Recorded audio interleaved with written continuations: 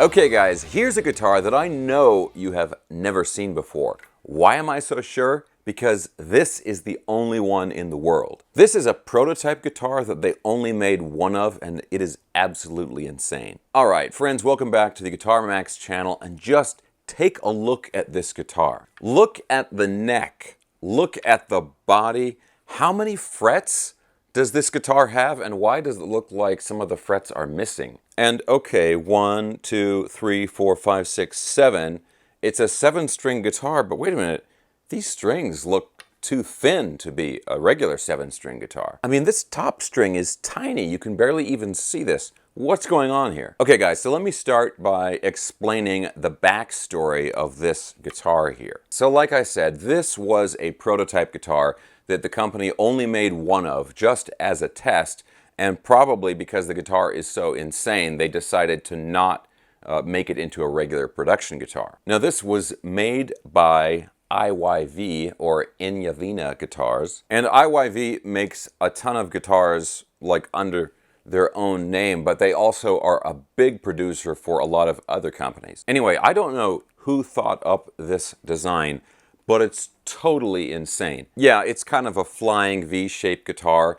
It's a complete neck through, and look at this cutaway right here, guys. But yeah, it's a neck through, you know, one piece of wood from the headstock down through here. Now, I believe it's a maple neck with mahogany wings, and then it's got a quilt maple veneer top on it, and of course, a massive maple fretboard with no fret markers. And speaking of the fretboard, that's probably the most insane part of the guitar. So yes, it's a 7-string guitar, but look at all these frets. Just to give you an idea here, the 24th fret, which is as high as most guitars ever go, is right there.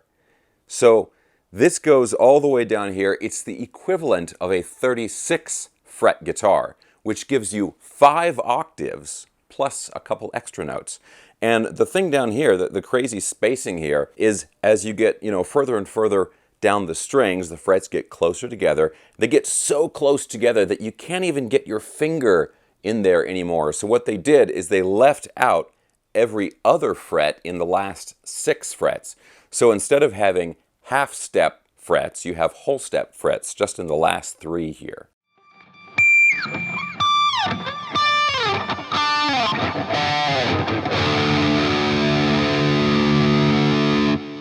And honestly, it's not super easy to play up that high, but these frets are still functional.